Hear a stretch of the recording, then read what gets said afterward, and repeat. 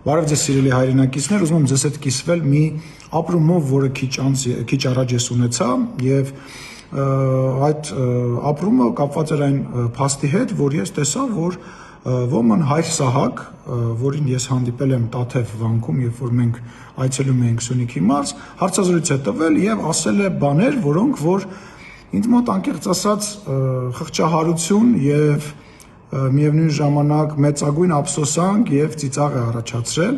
Ես մեջբերեմ ինչ է ասել Հայր Սահակը։ Հայր Սահակը ասել է, որ պատական է հանդիպել ինձ եւ լրագրողի հարցերին ի պատասխան ասում է, որ ընդհանրապես ինքը չի կարող Թուրքին հանձնած Արցախը Թուրքին հանձնած մեկի հետ գնալ ինչ-որ բան խոսել, բարևել եմ ու անցել գնացել։ Ես այդ խմբից որևէ մեկի հետ խոսելու եւ ընդհանրապես շփվելու որևիցե բան չունեմ, ասում է Հայր Սահակը։ Եվ արդարանում եւ ցավոք սրտի ստում է շատ վատ, շատ չեմ ուզում վատ բառեր օգտագործել, շատ տհաճ ձևով, պետք է ասեմ, որ հանդիպումը եղել է շատ հաճելի ինձ համար։ Հայր Սահակը իմ կողմից շատ հարգված Հայր Միքայելի հետ ինձ դիմավորեց հենց մտքի մոտ, հետագայում չթողնելով, որ Հայր Միքայելը որևիցե շփում ունենա ինձ հետ, ինքը միանձնյա ինձ ամբողջ տարածքը ցույց տվեց, քննարկեցինք բոլոր հնարավոր հարցերը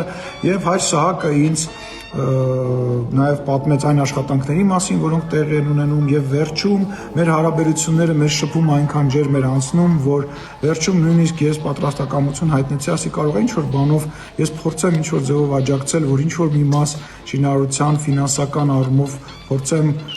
ես աջակցել եւ այդ ֆինանսական աջակցության մասով Հայր Սահակը մեծ սիրով պատրաստակամություն հայտնեց եւ իր համարը տվեց իմ խորհրդականին, որպեսզի մենք կազմակերպենք, որ ես ինչ-որ ձևով նաև մասնակցեմ այդ ֆինանսական ծախսին, ինչը շատ ուրախացրեց Հայր Սահակին, դուք տեսանյութում այդ ամենը տեսնում եք։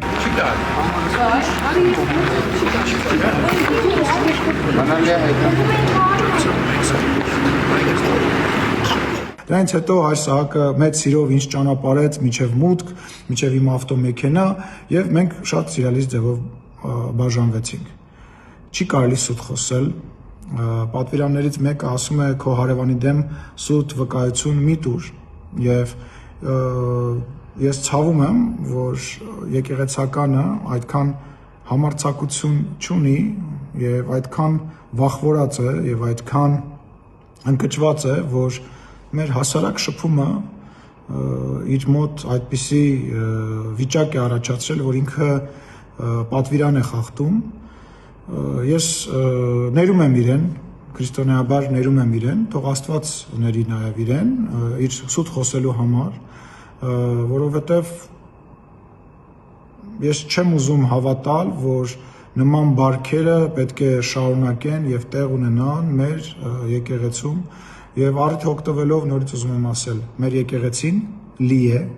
մեր հայ առաքելական սուրբ եկեղեցին լի է բազմաթիվ պարկեշտ